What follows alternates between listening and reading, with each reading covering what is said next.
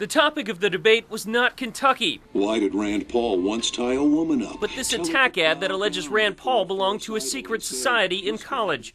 When is it ever a good idea to tie up a woman and ask her to kneel before a false idol, your god that you call Aqua Buddha? You know, Jack, you know how do we tell when you're lying? It's when your lips are moving, okay? You're accusing me of crimes. Do you know nothing about the process?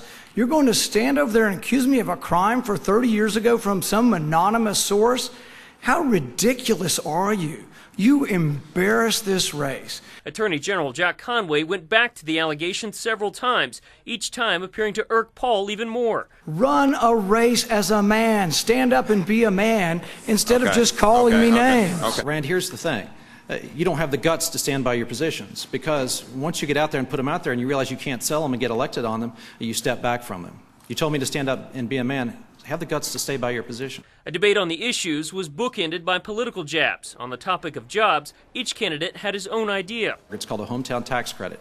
I'd cap the program at $30 billion, and for small and medium-sized businesses that want to create a new job, they can take a 20% tax credit. Now, it's not going to solve all of our problems, but estimates are that it would create about 11,000 jobs here in the Commonwealth of Kentucky. I think the first thing to understand is that government doesn't create jobs. Individual entrepreneurs and businessmen and women create jobs.